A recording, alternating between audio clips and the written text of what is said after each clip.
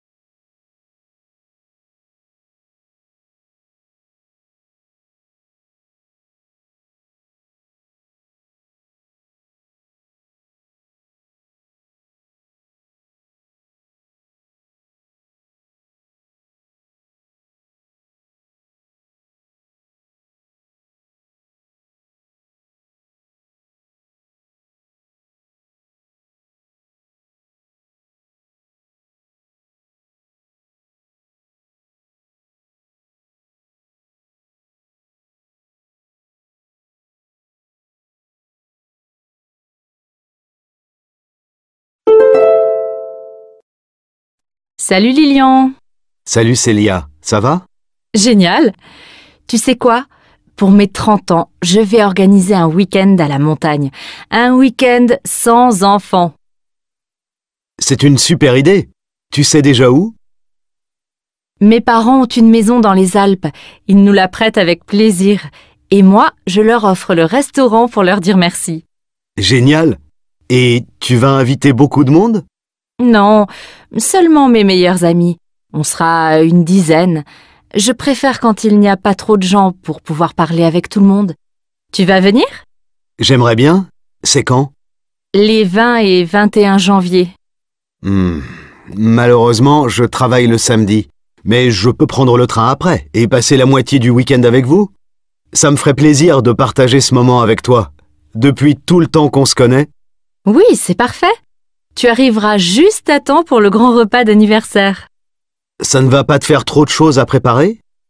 Non, je vais demander à chaque personne d'apporter quelque chose à manger et moi, je m'occupe des boissons. C'est une bonne solution. Et le dimanche, qu'est-ce qu'on va faire?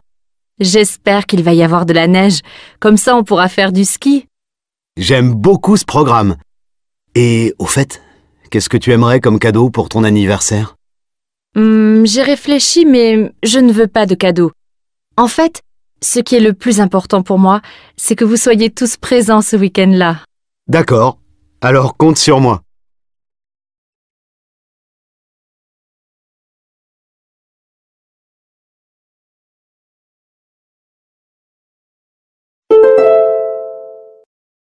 Salut Lilian. Salut Célia, ça va? Génial. Tu sais quoi? Pour mes 30 ans, je vais organiser un week-end à la montagne. Un week-end sans enfants. C'est une super idée. Tu sais déjà où? Mes parents ont une maison dans les Alpes. Ils nous la prêtent avec plaisir. Et moi, je leur offre le restaurant pour leur dire merci. Génial. Et tu vas inviter beaucoup de monde? Non, seulement mes meilleurs amis. On sera une dizaine. Je préfère quand il n'y a pas trop de gens pour pouvoir parler avec tout le monde. Tu vas venir? J'aimerais bien. C'est quand? Les 20 et 21 janvier. Malheureusement, je travaille le samedi. Mais je peux prendre le train après et passer la moitié du week-end avec vous. Ça me ferait plaisir de partager ce moment avec toi. Depuis tout le temps qu'on se connaît. Oui, c'est parfait. Tu arriveras juste à temps pour le grand repas d'anniversaire. Ça ne va pas te faire trop de choses à préparer? Non, je vais demander à chaque personne d'apporter quelque chose à manger et moi, je m'occupe des boissons. C'est une bonne solution. Et le dimanche, qu'est-ce qu'on va faire? J'espère qu'il va y avoir de la neige. Comme ça, on pourra faire du ski. J'aime beaucoup ce programme. Et au fait, qu'est-ce que tu aimerais comme cadeau pour ton anniversaire? J'ai réfléchi, mais je ne veux pas de cadeau. En fait, ce qui est le plus important pour moi, c'est que vous soyez tous présents ce week-end-là. D'accord. Alors compte sur moi.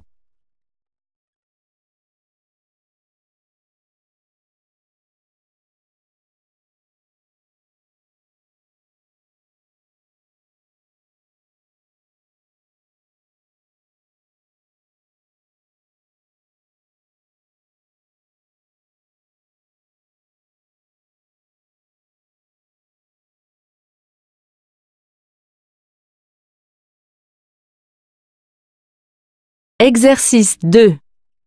Vous écoutez la radio. Lisez les questions. Écoutez le document, puis répondez.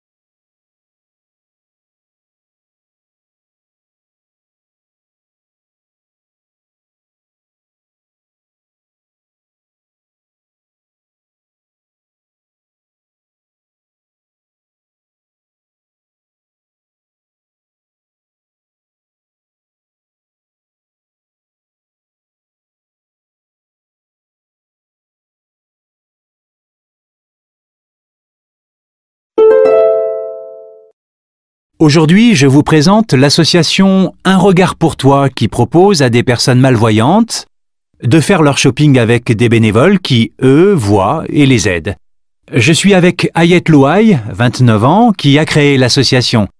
Bonjour Ayette, est-ce que vous pouvez nous expliquer pourquoi vous avez lancé Un regard pour toi? Bonjour, moi je suis malvoyante. Quand je vais dans les magasins pour acheter des vêtements, je ne sais jamais si je vais trouver un vendeur disponible. Et même si un vendeur est là, ce n'est pas toujours facile. Est-ce qu'il a bien compris ce que je cherche? Les vendeurs vont vite, ils n'ont pas le temps. Moi, j'ai besoin de prendre mon temps. Alors, j'ai pensé que des gens qui aiment faire du shopping pourraient m'aider en venant avec moi et en m'expliquant ce qu'ils voient. Qu'est-ce que ça a changé dans votre expérience du shopping? J'adore quand un bénévole me suggère une façon différente de m'habiller. Il me décrit un vêtement et je pense « Oh là là, non, ce n'est pas du tout pour moi ». Mais j'essaie et parfois, c'est vraiment super. Grâce aux bénévoles, j'apprends à porter d'autres choses. Après, au travail, mes collègues me demandent où j'ai acheté mes vêtements. En quoi les vêtements sont importants pour les malvoyants? On vit dans une société de l'image. Les gens pensent « Bah oui, elle ne voit pas, mais waouh, elle est bien habillée ». Ça nous aide à nous sentir bien. On se sent mieux quand on marche dans la rue. C'est un moyen de trouver notre place dans la société. La société des gens qui voient. Et si je veux aider l'association, comment est-ce que je fais? Aujourd'hui, on a une 50aine de bénévoles. Mais on est toujours à la recherche de nouvelles personnes. Donc, vous êtes le bienvenu. D'abord, vous aurez une réunion d'information pour rencontrer les autres bénévoles et préparer votre premier rendez-vous. Puis, c'est vous qui décidez à quel rythme vous faites des sorties shopping et quand.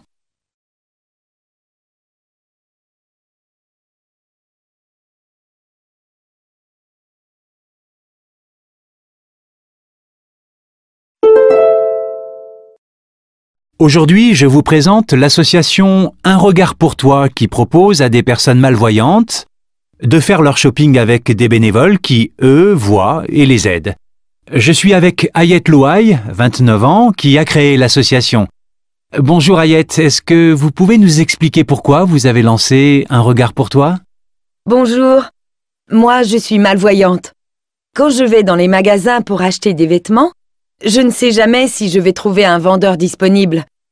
Et même si un vendeur est là, ce n'est pas toujours facile. Est-ce qu'il a bien compris ce que je cherche? Les vendeurs vont vite, ils n'ont pas le temps. Moi, j'ai besoin de prendre mon temps. Alors, j'ai pensé que des gens qui aiment faire du shopping pourraient m'aider en venant avec moi et en m'expliquant ce qu'ils voient. Mhm. Qu'est-ce que ça a changé dans votre expérience du shopping? J'adore quand un bénévole me suggère une façon différente de m'habiller.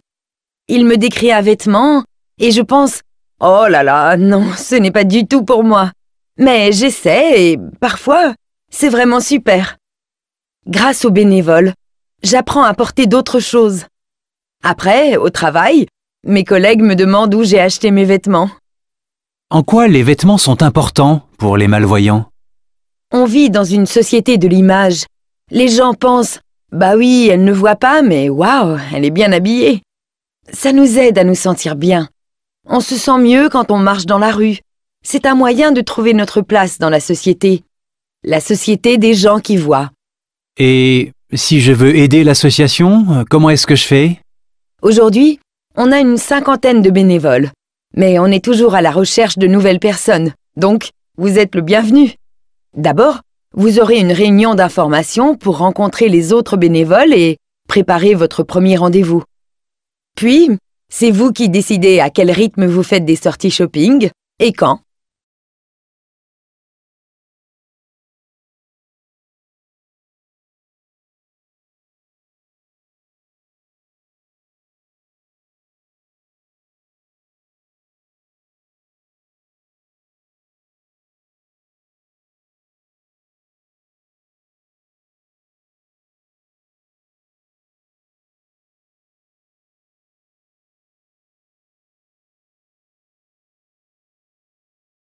Exercice 3. Vous écoutez la radio. Lisez les questions. Écoutez le document, puis répondez.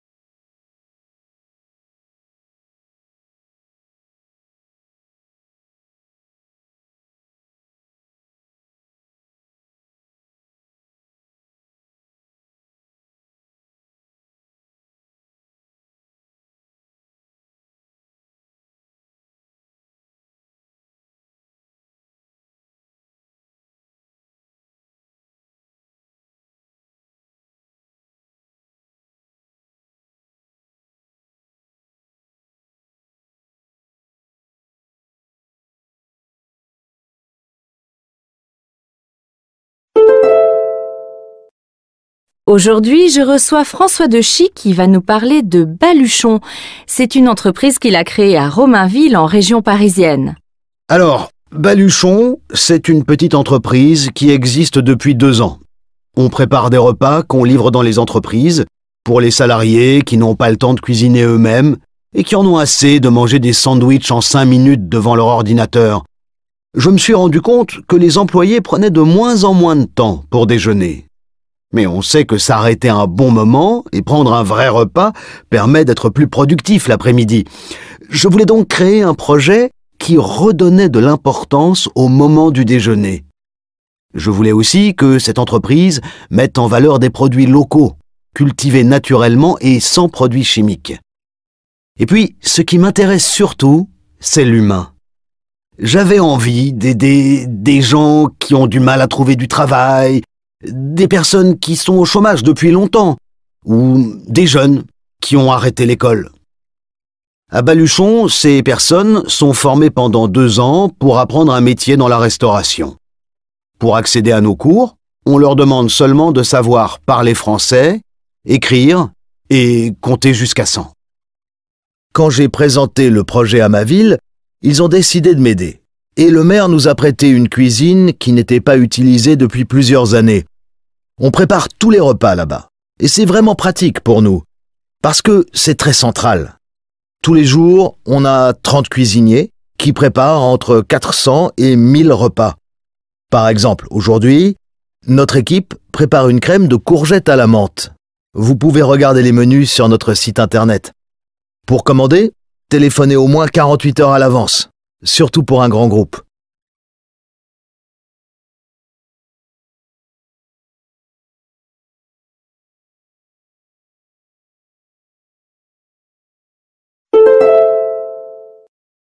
Aujourd'hui, je reçois François Dechy qui va nous parler de Baluchon. C'est une entreprise qu'il a créée à Romainville, en région parisienne. Alors, Baluchon, c'est une petite entreprise qui existe depuis 2 ans.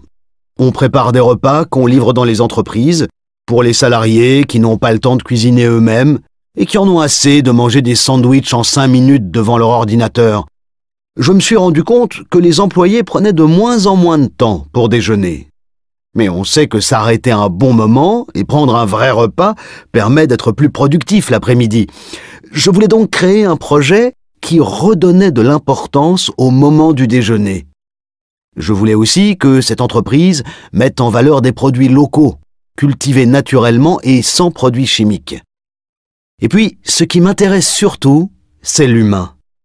J'avais envie d'aider des gens qui ont du mal à trouver du travail, des personnes qui sont au chômage depuis longtemps, ou des jeunes qui ont arrêté l'école. À Baluchon, ces personnes sont formées pendant 2 ans pour apprendre un métier dans la restauration. Pour accéder à nos cours, on leur demande seulement de savoir parler français, écrire et compter jusqu'à 100. Quand j'ai présenté le projet à ma ville, ils ont décidé de m'aider. Et le maire nous a prêté une cuisine qui n'était pas utilisée depuis plusieurs années. On prépare tous les repas là-bas. Et c'est vraiment pratique pour nous. Parce que c'est très central. Tous les jours, on a 30 cuisiniers qui préparent entre 400 et 1000 repas. Par exemple, aujourd'hui, notre équipe prépare une crème de courgettes à la menthe. Vous pouvez regarder les menus sur notre site internet. Pour commander, téléphonez au moins 48 heures à l'avance, surtout pour un grand groupe.